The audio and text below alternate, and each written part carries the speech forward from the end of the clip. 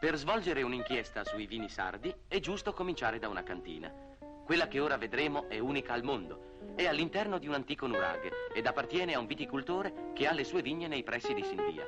Al proprietario chiediamo da quanto tempo esista questa cantina. 40 anni circa.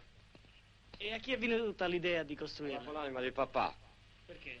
Perché forse riteneva lui che qui si trovasse bene il vino.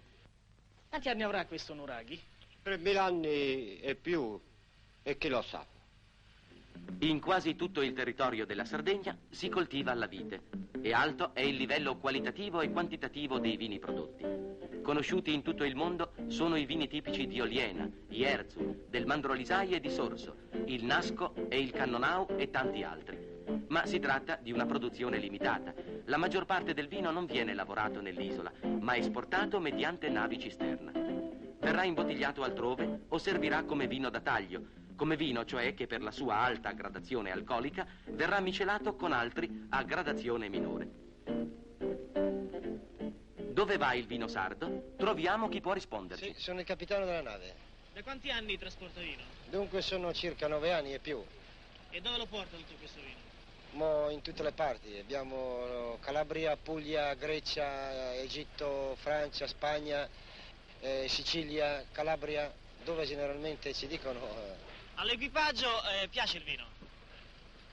Oddio, ho trovato certi membri dell'equipaggio che piaceva, certuni no, ma generalmente si beve quelle 2 o 3 bicchieri di vino al pasti e basta, diciamo così. Proprio ubriachi non ho mai visto nessuno, a dire la verità.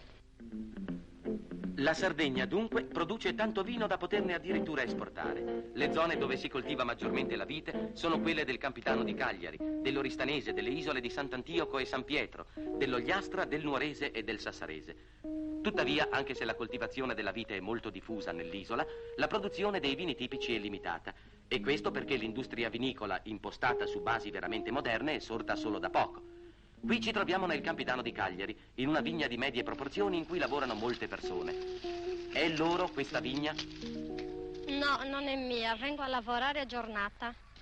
Quante ore lavori al giorno? 8 ore, entro dalle 6:30 del mattino e vado via verso le 3, le 3:30 e prendo 1500 lire al giorno. È questo un tipico esempio di tenuta padronale. Il quantitativo di uva che si ricava da queste vigne non consente una grande produzione di vino e di conseguenza una diffusione su vasta scala.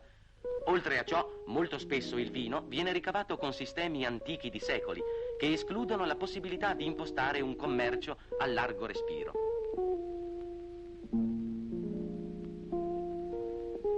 Qui si pigia ancora l'uva con i piedi, come si faceva 100 anni fa ed ancora prima.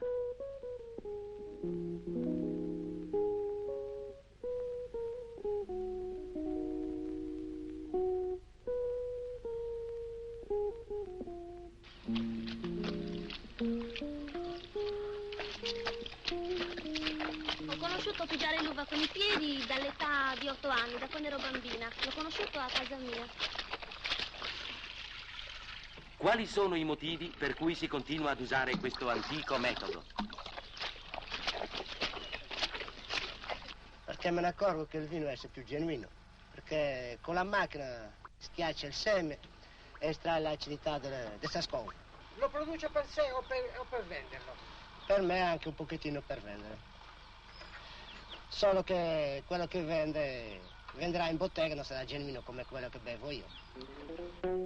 Ma accanto a questa lavorazione tradizionale, da qualche anno, grazie all'impulso dato dall'amministrazione regionale, si viene affermando una produzione su scala industriale. Con le cantine sociali sono sorti moderni stabilimenti vinicoli. Nel complesso queste cantine raggruppano quasi 5.000 soci, produttori, proprietari di circa 60 milioni di ceppi di vite. Gli stabilimenti hanno una capacità produttiva di oltre 22 milioni di litri di vino. Tutta la lavorazione avviene mediante macchinari modernissimi. Sul problema della produzione e dell'esportazione vinicola dell'isola abbiamo intervistato un illustre enologo, il professor Paglietti. Professore, perché il vino sardo viene ancora oggi esportato completamente con le autobotti? Viene completamente esportato, quasi interamente esportato con le navi cisterne, perché noi ancora non abbiamo un'organizzazione per l'esportazione di vini nostri tipici, classici, e poi superiori, bianchi e rossi. Grazie all'azione delle cantine sociali noi oggi già abbiamo fatto un passo, potendo esportare delle masse di vino uniformi. Dunque, le cooperative hanno il merito di aver trasformato e potenziato l'industria vinicola sarda. E la necessità e l'importanza di un'organizzazione efficiente l'hanno compresa i viticoltori dell'isola. Io mi trovo in molto vantaggio da quando davo fuori, adesso che sono socio già al secondo anno nella cantina sociale.